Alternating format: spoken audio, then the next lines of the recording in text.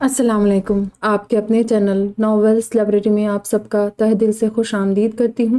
امید کرتی ہوں کہ آپ سبھی لوگ ٹھیک ہوں گے۔ الحمدللہ میں بھی ٹھیک ہوں۔ اور ہماری ناول کا نام ہے غم عشق کے حصار میں، اور اس کی مصنفہ ہے عبیرہ حسن، اور یہ ایک ریکویسٹڈ ناول ہے۔ امید کرتی ہوں کہ ناول آپ لوگوں کو اچھی لگ رہی ہوگی۔ بہت زبردست، بہت پیارا سا چل رہا ہے ابھی ناول میں سین، ماضی کا دکھایا جا رہا ہے اور بہت انٹرسٹنگ لگ رہا ہے مجھے تو۔ آپ لوگوں کو کیسا لگ رہا ہے ضرور بتائیے گا۔ چلیے بڑھتے ہیں ہماری پیاری سی ناول کی جانب۔ نور سے میری شادی کو 4 سال ہو گئے تھے جب ایک دن امی جان کی طبیعت بے حد بگڑ گئی تھی۔ امی جان کو شوگر کا مرض تھا اور ساتھ ہی وہ نانوں کے انتقال کے بعد ہائی بی پی کی مریضہ بن چکی تھی۔ پھر دادی جان انتقال کے بعد بھی وہ خاصی افسردہ رہنے لگی تھی۔ ایک دن اچانک ان کی طبیعت بے حد خراب ہو گئی۔ تب نہ جانے انہیں کون سے وہم ستانے لگے تھے کہ انہوں نے مجھے ساری سچائی کو بتانے کے لیے پاپا کو جیسے تیسے راضی کر لیا۔ ویسے بھی اب میں جوان، سمجھدار، شادی شدہ ہو چکا تھا۔ یہی مناسب وقت تھا جب مجھے حقیقت کا علم ہونا چاہیے تھا۔ اسی لیے پاپا نے امی کے مجبور کرنے پر مجھے ایک دن اپنے پاس بلایا۔ ارکم پتر، آج تیری ماں کی ضد پر میں تجھے تیری زندگی سے جڑا سارا سچ بتا کر اپنے دل کا بوجھ ہلکا کرنا چاہتا ہوں۔ تو ہمیشہ پوچھتا تھا نا کہ تو مجھ سے یا آسمانہ سے کیوں نہیں ملتا، تو میں آج تجھے اس کی وجہ اور وہ تمام حقیقت بتاتا ہوں جسے میں نے ایک عرصے تجھ سے چھپا کر رکھا۔ ساری حقیقت جان کر تجھے اپنے ان سارے سوالوں کے جواب مل جائیں گے جنہیں تو سالوں سے ڈھونڈ رہا ہے۔ اور پھر پاپا نے مجھے البم دکھاتے ساری سچائی بتا ڈالی۔ اپنے والد کو پہلی بار اپنی آنکھوں سے دیکھ کر میں شاکڈ رہ گیا۔ ایسا لگ رہا تھا کہ ان تصویروں میں زیاد ابن الہشیمی نہیں بلکہ میں خود موجود ہوں۔ مجھے بچپن سے اپنے اندر پنپتے سارے سوالوں کے جواب مل گئے تھے۔ ان تصویروں میں ہو خود چہرے جیسا یہ دوسرا چہرہ میرے باپ کا تھا۔ اب دنیا کو مجھے یہ سمجھانے کی ضرورت نہیں تھی کہ میں ارکم ملک کا بیٹا ہونے کے باوجود ان سے کیوں نہیں ملتا ہوں۔ میں اپنے والد کی شکل تھا اور واقعی ایک لے پالک بچہ تھا۔ مجھے پاپا اور امی نے پال پوس کر بڑا کیا تھا۔ میں ساکت بیٹھا تصویریں دیکھتا جا رہا تھا جنہیں دیکھ کر پاپا کی ایک ایک بات کی تصدیق ہوتی جائی تھی۔ پھر پاپا نے ساتھ ہی مجھے تصاویر بھی دکھائی جو کربلا کے باہر میرے ماں باپ کی موت کے بعد مجھے اٹھاتے انہوں نے لی تھی۔ تصاویر پہلی بار دیکھ کر میرا دل جیسے صدمے سے تڑپ اٹھا۔ میری آنکھوں کے سامنے خون میں نہائے وہ 2 افراد موجود تھے جن کے وجود کا میں حصہ تھا۔ 1-2 ماہ کے بچے کو اس کے ماں باپ سے الگ کرنے والے وہ ظالم لوگ میرے ماں باپ کو موت کی نون سلا کر خود کھلے گھوم رہے تھے۔ اس سوچ نے ہی مجھے غصے سے پاگل کر دیا۔ میرا خون کھولنے لگا تھا۔ پاپا، آپ نے مجھے یہ سب اتنے وقت پہلے کیوں نہیں بتایا؟ میں جان سے مار دیتا ان لوگوں کو جنہوں نے سفاکی کا گھناؤنا کھیل کھیلا تھا۔ میرے ماں باپ کو اس بے رحمی سے مارنے والے اتنے سالوں سے کھلے گھوم رہے اور میں اپنے ماں باپ کی سگی اولاد ہو کر ان کے لیے کچھ نہ کر سکا۔ میں بھڑکتے ہوئے اپنی جگہ سے اٹھ کھڑا ہوا۔ اتنے سالوں بعد میں نے تجھے حقیقت اسی لیے نہیں بتائی کہ تو جا کر اپنے خاندان والوں کو مارنے کھڑا ہو جائے۔ بے حد خطرناک اور مضبوط بیک گراؤنڈ والے لوگ ہیں۔ انہوں نے تیرے ماں باپ کو اتنی ڈھیر سیکیورٹی کے بیچ اتنی کامیاب پلاننگ کر کے مار ڈالا۔ تو اکیلا ان کا مقابلہ کیا کرے گا؟ جس وقت تیرے باپ کو قتل کیا گیا تھا اس وقت وہ ایک بہت بڑے امپائر کے مالک اور اربوں کی جائیداد کے تنہا وارث تھے۔ وہ ایک بے حد وسیع جائیداد اور بزنس کو سنبھالنے والے ایک سمجھدار اور قابل بزنس مین تھے۔ کتنی ڈھیروں سیکیورٹی کے بیچ رہنے والے تھے۔ جب وہ عراق گئے تھے تب بھی ان کے ساتھ ان کی ٹائٹ سیکیورٹی موجود تھی، مگر پھر بھی وہ اپنے خاندان والوں کے شر سے محفوظ نہیں رہ سکے۔ پھر تو کل کا بچہ ان کا کیا مقابلہ کر سکے گا؟ اور اب تو تیرے سر پر 2 بیویوں کی ذمہ داری بھی ہے، اس لیے اپنے جذبات کو کنٹرول کر۔ جانے والے چلے گئے لیکن تو میرے پاس ان کی امانت ہے اور میں تجھے کھونے کا حوصلہ نہیں رکھتا۔ یہ سچ بھی میں نے تجھے اسی لیے بتایا کہ کل کو مجھے یا آسمارہ کو کچھ ہو گیا تو تجھے کبھی نہیں پتہ چلے گا کہ تیری جڑیں کہاں سے جڑی ہوئی ہے۔ تیرا تعلق ایک بے حد اعلیٰ نسل سے ہے۔ تیری رگوں میں بہتا مقدس خون ایک ایسے خاندان کا ہے جس نے اپنی دین کے لیے خود کو نہ صرف قربان کیا بلکہ تیرے اجداد نے نبی کریم کے ساتھ کا شرف بھی پایا ہے اور آپ کی قیادت میں کئی جنگیں بھی لڑی۔ تو بھی اپنے باپ دادا اور اجداد کی طرح اعلیٰ ظرفی کا ثبوت دے۔ صبر کر اور اللہ پر ان لوگوں کا فیصلہ چھوڑ دے۔ میرے پتر، کبھی بھی گناہ کا بدلہ گناہ سے لے کر کامیاب نہیں ہوا جاتا بلکہ گناہوں کا خاتمہ نیکیوں سے کر کے ہی اصل جیت حاصل کی جاتی ہے۔ اللہ پر بھروسہ رکھ، ان لوگوں سے بدلہ لینے والی ذات اوپر موجود ہے۔ پاپا مجھے دھیرے دھیرے سمجھاتے رہے اور انہوں نے میرے والد اور والدہ کے خاندانوں کے بارے میں بھی بتایا۔ پاپا سے مجھے سلمان ماموں اور اپنی خالہ کا پتہ چلا اور پھر میں پاپا سے ضد کر کے پہلے سلمان ماموں کے پاس عراق، وہاں سے پیرس چلا گیا جہاں میری ملاقات اتفاقیہ رادیہ سے ہوئی تھی۔ اور رادیہ کے ذریعے ہی میں اپنی خالہ سے مل گیا۔ ہو بہو اپنی والد جیسی شکل کی بنا پر خالہ مجھے پہلی نظر دیکھ کر ششدر رہ گئی۔ میں بھی انہیں پہچان چکا تھا۔ وہ شوق کی کیفیت میں گری میرے سامنے آ کھڑی ہوئی۔ تم کون ہو اور کہاں سے آئے ہو؟ انگلش میں مجھ سے مخاطب ہوئی۔ میں آپ کا بھانجا ہوں صفا خالہ، آپ کی چھوٹی بہن سائرہ ابن الحشیمی کا بیٹا ہوں۔ میں کربلا کے اس حادثے میں بچ گیا تھا، یہاں پیرس میں آپ کو ہی ڈھونڈتا ہوا آیا ہوں۔ مجھے پتہ چلا تھا کہ سلمان ماموں پیرس میں ہیں، ان کے ذریعے میں آپ تک پہنچنا چاہتا تھا، مگر اللہ نے مجھے انتظار کروانے کے بجائے سلمان ماموں سے پہلے ہی سیدھا آپ سے ملوا دیا۔ میں نے بھی خوشی سے لبریز آواز میں انگلش میں ہی کہا تھا، اور خالہ نے میری زبانی سلمان ماموں اور اپنا ذکر سن کر بے ساختہ روتے مجھے گلے سے لگا لیا۔ حیان، جب تمہاری ڈیڈ باڈی پولیس کو نہیں ملی تبھی میں سمجھ گئی تھی کہ تم زندہ ہو۔ میرا دل کہتا تھا کہ تم زندہ ہو۔ میرا حیان آ گیا، اللہ نے میری سن لی۔ میرا یقین سرخرو ہو گیا، میرا بھانجا زندہ تھا اور میرے اللہ نے مجھے اس سے ملا دیا۔ میری دعائیں قبول ہو گئی۔ اللہ اللہ، ایسا لگ رہا ہے جیسے میرے سامنے بالکل زیاد شفیق کھڑے ہو۔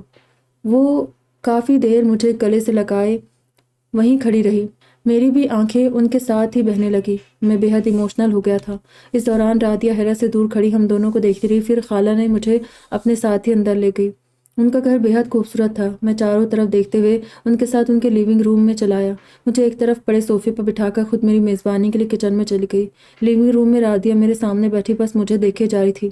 مجھے لگا شاید یہ اپنے کزن سے پہلی بار ملنے کا شوق ہے، اسی لیے میں نے بھی انہیں نہیں ٹوکا، مگر میری سوچ کو اسی لمحے رادیہ کے ایک جملے نے بدل دیا۔ اوہ، تو تم میرے کزن نکلے، آنٹی سائرہ کے بیٹے۔ میری ماما اپنی بہن کو اور تمہیں یاد کر کے بہت روتی ہے۔ انہیں واقعی اس بات کا پورا یقین تھا کہ تم زندہ ہو۔ دیکھو، ماما کا یقین صحیح نکلا، تم میرے کزن ہو، اور میں اس حقیقت کو دل سے تسلیم کرتی ہوں کہ تم بے حد ہینڈسم ہو، بالکل انکل زیاد کی طرح۔ میں نے ماما کے پاس موجود پکس میں انہیں دیکھا ہے، وہ بے حد خوبرو انسان تھے۔ سچ پوچھو تو وہ اگر زندہ ہوتے تو میرا پہلا کرش وہی بنتے، مگر یہ میری قسمت ہے کہ وہ اب اس دنیا میں نہیں ہے، مگر ان کی جگہ تم مجھے مل گئے ہو۔ ان کے بیٹے جو ہو بہو ان کی شکل کے ہو، اس لیے میرا دل تم پر آ گیا ہے۔ ابھی کچھ دیر پہلے جب میں نے تمہیں پہلی بار دیکھا تھا تو ایک لمحے کو شوق تو مجھے بھی لگا تھا، تمہیں دیکھ کر عجیب سی فیلنگ ہوئی تھی، کچھ اپنے پن جیسی، تبھی تو میں تمہارے ساتھ گھر تک چلی آئی۔ دیکھا تم نے، تمہارا میرے ساتھ آنا کتنا مبارک ثابت ہوا۔ جن کو تم ڈھونڈنے یہاں آئے تھے وہ تمہیں بنا کسی محنت کے مل گئے، تمہیں سلمان ماموں کے پاس بھی جانے کی زحمت نہیں کرنی پڑی۔ ویسے مجھے سوچ سوچ کر افسوس ہو رہا ہے کہ تم مجھے اس سے پہلے کیوں نہیں ملے۔ ٹرسٹ می، اگر تم مجھے پہلے مل جاتے تو میں سینڈی کو اپنی لائف میں کبھی بھی آنے نہیں دیتی، صرف تم سے محبت کرتی اور اب تو تم سے شادی بھی کر لیتی، مگر خیر دیر تو اب بھی نہیں ہوئی۔ رادیہ کے آخری الفاظ سن کر میں اپنی جگہ سے اچھل پڑا۔ واٹ؟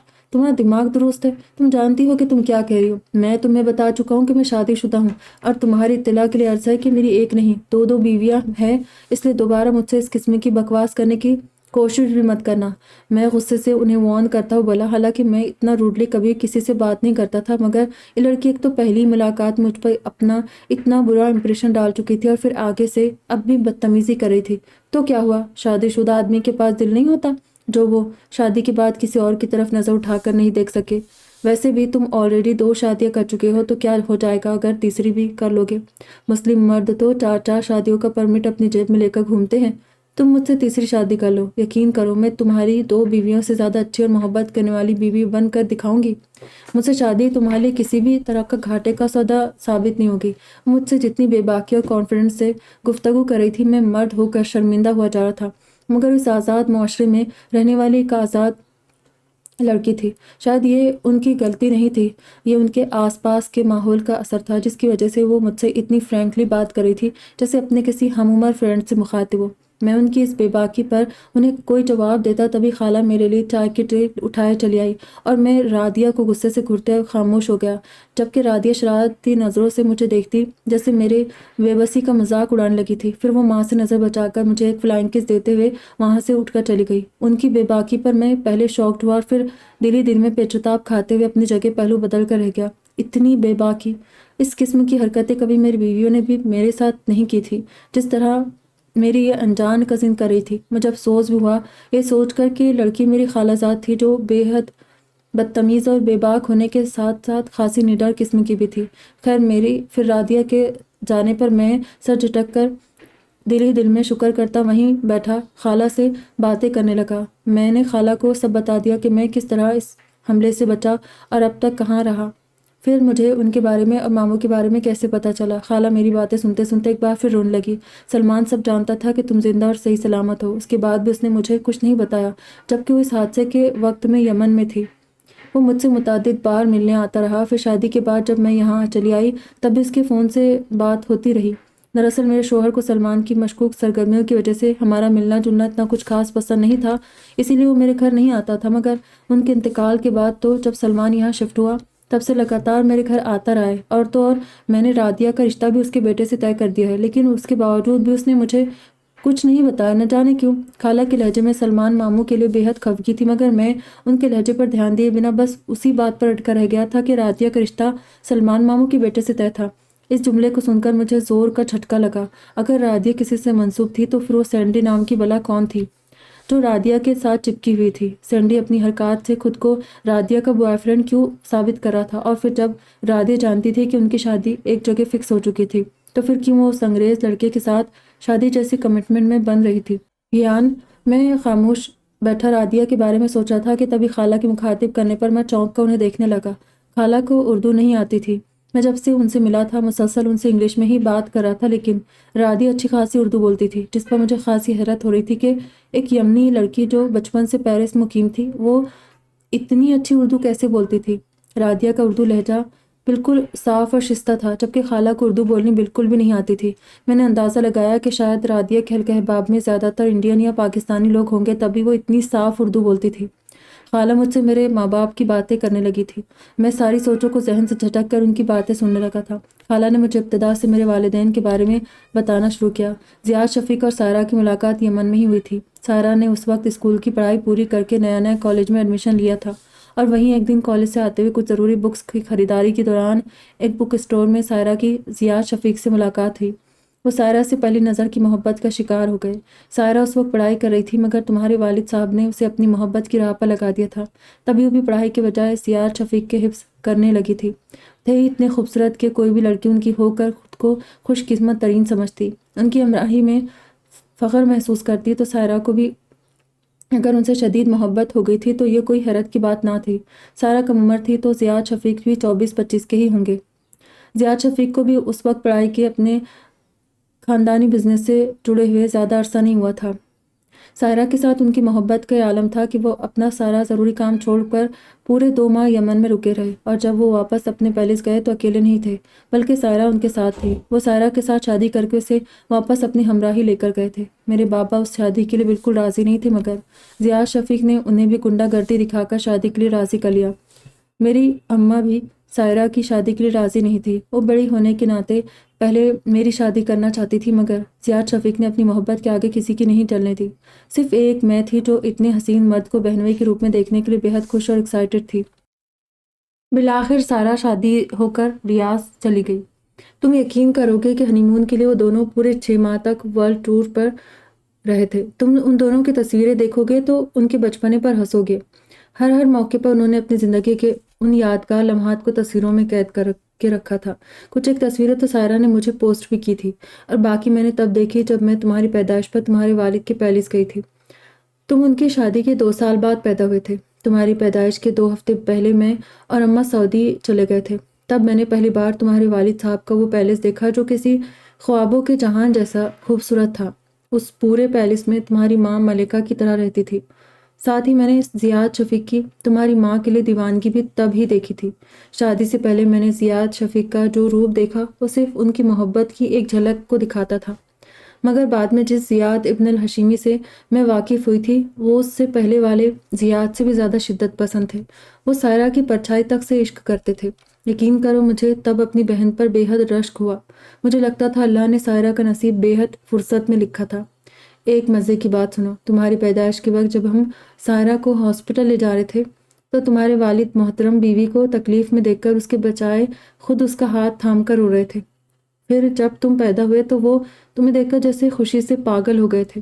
تم ان کی محبوب بیوی کی اولاد تھے اور وہ تمہارے عاشق ہو گئے تھے۔ جب تک سائرہ ہاسپٹل میں رہی وہ سائے کی طرح تم دونوں کے پاس رہے۔ ان کی خوشی کا واقعی کوئی ٹھکانہ نہ تھا۔ گھر پہنچ کر پورے مہینے تمہارا اور سائرہ کی جانوں کا صدقہ ادا کرتے رہے تھے۔ میں اور اماں تو نام کے لیے سائرہ کے پاس رکے ہوئے تھے، جبکہ ہمارے بدلے کا سارا کام وہ خود ہی کر لیتے تھے۔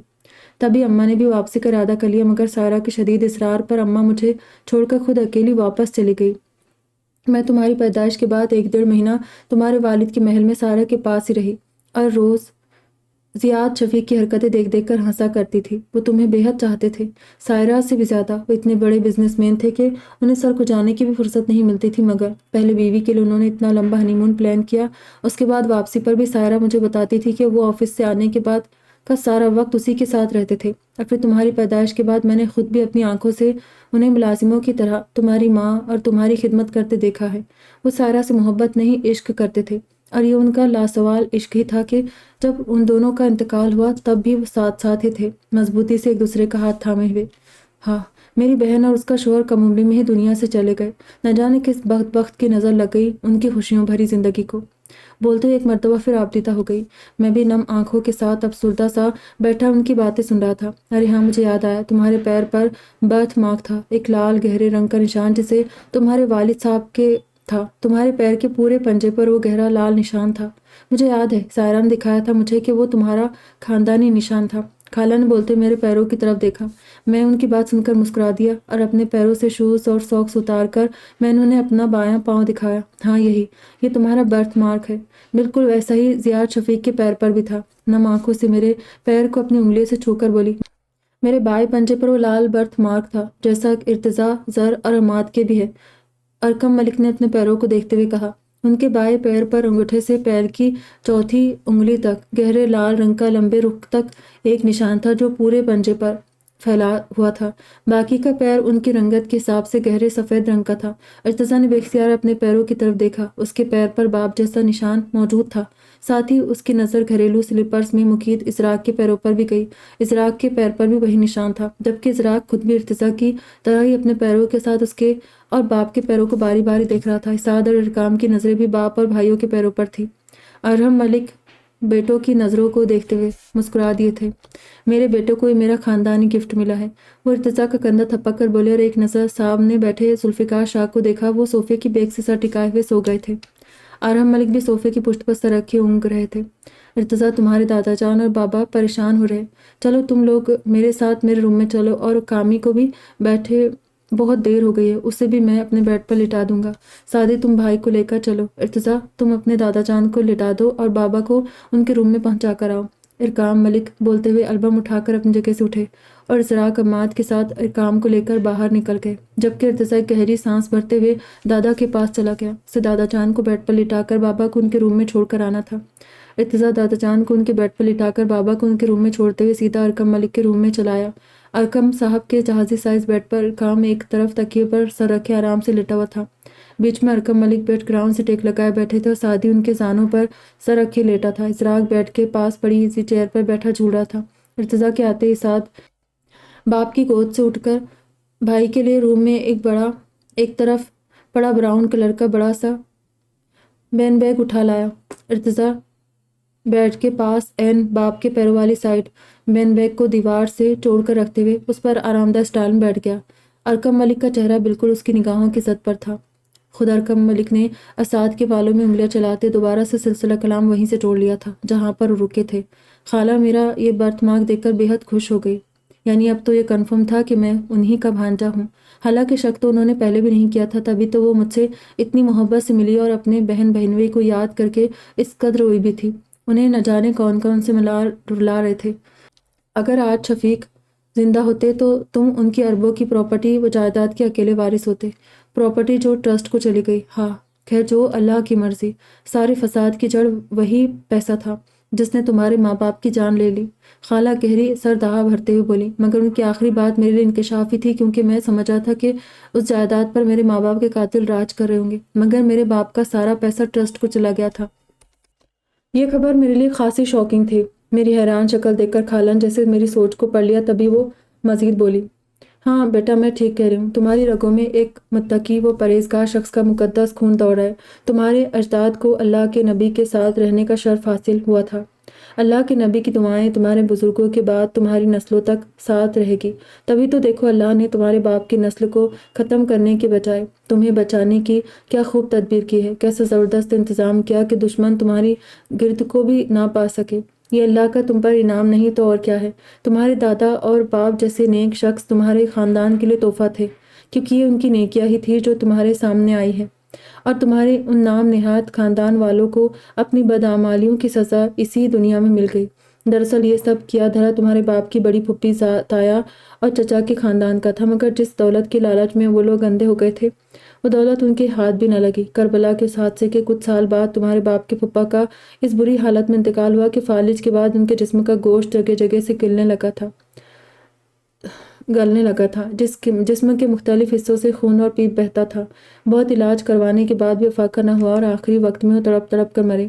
ان کے 2 بیٹے تھے اور دونوں یک کے بعد دیگرے باپ سے پہلے ہی مارے گئے۔ ایک ایکسیڈنٹ میں مر گیا اور دوسرا اپنے ہی دوستوں کے ساتھ مول لی گئی دشمنی میں ان کی گولیوں کا شکار ہو گیا۔ دونوں ہی عین جوانی میں مارے گئے۔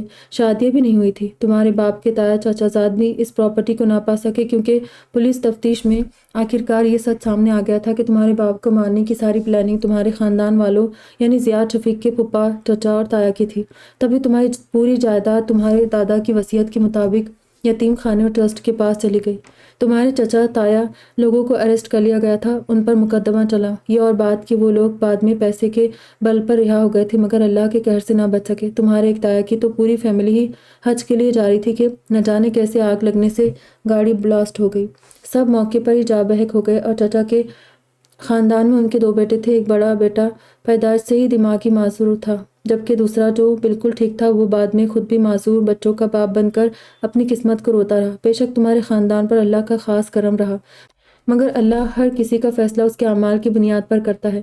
تمہارے دادا اور باپ نے نیک اعمال کیے تو انہیں اس کا اجر ملا، اور تمہارے باپ کے تایا اور چچا کے اولادوں نے گناہ کا راستہ چنا تو انہیں ان کے گناہوں کی سزا بھی ملی۔ بالکل اسی طرح جیسے قوم بنی اسرائیل پر اللہ نے اپنی نعمتوں کی بارش کی، مگر انہوں نے اللہ کی نعمتوں کی قدر نہ کی، اپنے دل سے اللہ کا ڈر نکال دیا، وہ بدعمالیوں سے باز نہیں آئے، تو موسیٰ کے سوا 70,000 نبیوں کی اس قوم میں آمد بھی اس قوم کی بربادی کو نہیں روک سکی۔ خالہ جان نے تعصب سے نفی میں سر ہلاتے ہوئے بالکل درست کہا تھا۔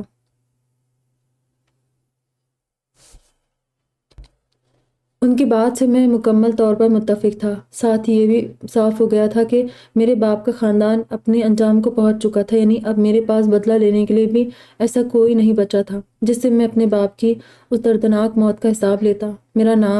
میرا وہ نام نہاد خاندان ختم ہو چکا تھا، مگر میرے والد کی نسل اب تک سلامت تھی۔ خالہ سے ہی پتہ چلا کہ میرے باپ دادا کے اس محل کو بھی گورنمنٹ نے اپنے قبضے میں لے لیا تھا۔ اس محل کو میرے اجداد کی قربانیوں کو دیکھتے ہوئے ان عظیم شخصیات کی یاد میں ایک میوزیم کی شکل دے دی گئی تھی۔ ویسے تمہارا اب نام کیا ہے؟ زیاد شفیق اور سائرہ نے تمہارا نام زبیب الحیان رکھا تھا، ہم تمہیں حیان کہہ کر بلاتے تھے۔ میں اپنے خاندان کے بارے میں سوچ رہا تھا کہ خالہ کی بات سن کر مسکرا دیا۔ خالہ نے انگلش میں ہی مجھے میرا عجیب سا نام بتایا تھا، جو شاید مجھے بھول جاتا اگر وہ روز مجھے اسی نام سے نہ بلاتی۔ میرا نام ارقم ملک ہے خالہ۔ مجھے جس فرشتہ صفت شخص نے کربلا کے اس میدان سے اٹھایا تھا، ان کا نام ارحم ملک ہے، جو میرے پاپا ہے۔ پاپا نے مجھے اپنے نام سے ملتا ہوا یہ نام دیا تھا۔ پاپا اور ان کی بیوی، جنہیں میں امی جان کہتا ہوں، مجھے اپنی سگی اولاد سے بڑھ کر چاہتے ہیں۔ اپنے سگے والدین کو تو ہوش سنبھالنے کے بعد میں نے دیکھا بھی نہیں۔ میں بچپن سے پاپا امی کو ہی اپنے والدین سمجھتا تھا، مگر کچھ دن پہلے ہی پاپا نے مجھے میرے اصل والدین کے بارے میں بتایا۔ پاپا سے ہی مجھے سلمان ماموں اور آپ کے بارے میں بھی پتہ چلا کہ آپ لوگ یہاں ہیں، اسی لیے میں آپ کو ڈھونڈتے ہوئے یہاں چلا آیا۔ میں نے خالہ کو ایک مرتبہ پھر سے وہی سب بتایا تھا۔ اللہ نے مجھ گنہگار کی دعاؤں کو سن لیا، جو مرنے سے پہلے اس نے مجھے تم سے بھی ملا دیا۔ اب تو ماشاء اللہ میرا بیٹا 25 برس کا ہو چکا ہوگا۔ مجھے تمہاری تاریخ پیدائش بھی یاد ہے، کیونکہ جس ماہ تم پیدا ہوئے تھے میرے پیپرز اس سے 1 ماہ پہلے ختم ہوئے تھے، تبھی میں نے تمہاری تاریخ پیدائش اپنی ڈائری میں نوٹ کر لی تھی۔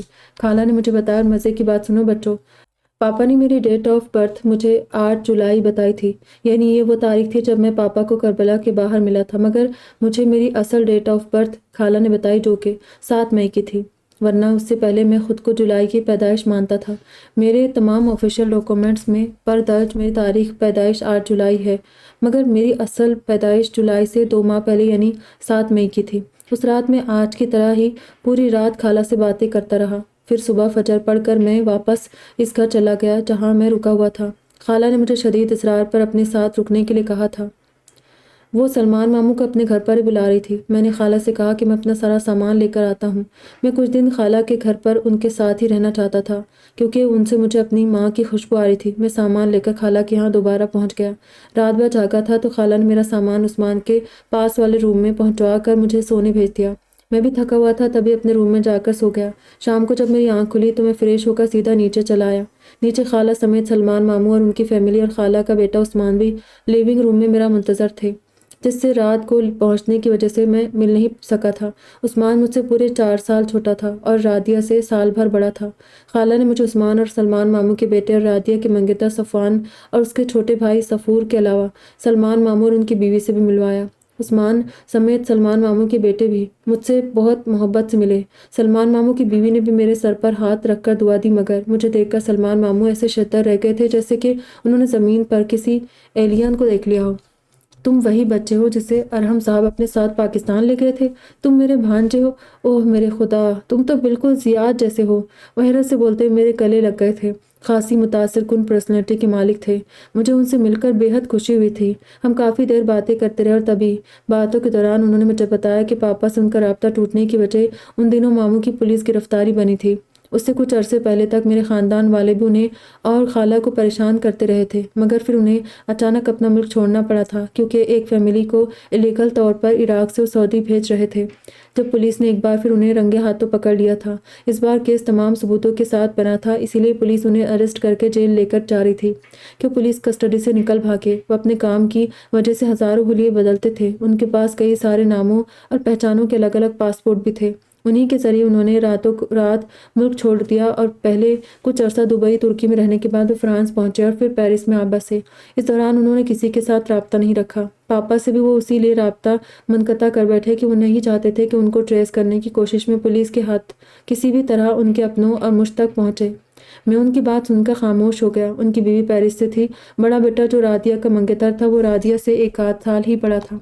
ہم سب وہیں بیٹھے کافی دیر ایک دوسرے سے باتیں کرتے رہے۔ خالہ مجھے اپنے سامنے دیکھ کر بہت خوش تھی۔ اس دن ان کے گھر پر وہ وقت بہت اچھا گزرا، مگر میں نے ایک چیز شدت سے نوٹ کی تھی کہ رادیہ کو اپنے منگیتر میں ذرہ برابر دلچسپی نہیں تھی۔ خالہ نے رادیہ کو کئی بار آوازیں دے کر باہر بلایا اور ایک بار تو وہ خود جا کر انہیں پکڑ کر لائی اور وہیں اپنے پاس بٹھا لیا تھا، مگر ان کا وہاں بیٹھنا بھی میرے لیے کسی امتحان سے کم نہیں تھا۔ ان کی نظروں کا فوکس مسلسل مجھ پر تھا۔ وہ اپنے منگیتر کی بجائے بس مجھے دیکھ دیکھ کر مسکرا رہی تھی۔ میں نے 1-2 بار انہیں اگنور کیا، مگر اس کی مسلسل مسکراہٹ مجھے جھنجھلاہٹ مبتلا کر رہی تھی۔ عجیب بے شرم لڑکی تھی، میں غصے سے سوچتا۔ اپنے جگہ سے اٹھ کھڑا ہوا اور گھر پر فون کرنے کے بہانے میں سیدھا اپنے روم میں چلا گیا۔ گھر پر میں نے پاپا کو کال کر کے خالہ اور ماموں کے ملنے کے بارے میں بتا دیا۔ نور اور شرینہ سے بھی بات کی۔ کچھ دیر بعد ہی ڈنر سرو کیا گیا، مگر ڈنر ٹیبل پر بھی رادیہ جان بوجھ کر میرے سامنے بیٹھی اور ان کا وہی مجھے ٹکٹکی باندھ کر دیکھنے کا انداز مجھے غصہ دلانے لگا۔ میں نے سوچ لیا تھا کہ میں موقع ملتے رادیہ سے ٹوک ٹوک بات کروں گا۔ سلمان ماموں اور ان کی فیملی ڈنر کے بعد رخصت ہو گئی۔ ماموں نے مجھے بسد اسرار اپنے گھر آنے کو کہا اور میں نے ان سے وعدہ بھی کر لیا کہ میں ان کے گھر آؤں گا۔ سب لوگ سونے چلے گئے تھے، میں بھی گیسٹ روم میں چلا گیا، مگر آدھا دن سونے کے بعد میری نیند مکمل ہو چکی تھی۔ میں نے وضو کر کے پہلے عشاء پڑھی، پھر نیند نہ آنے کی وجہ سے تہجد کی نیت باندھ کر کھڑا ہو گیا۔ نماز مکمل کر کے جیسے ہی سلام پھیرا، رات کے اس پہر رادیہ کو اپنے روم میں دیکھ کر میں شاکڈ رہ گیا تھا۔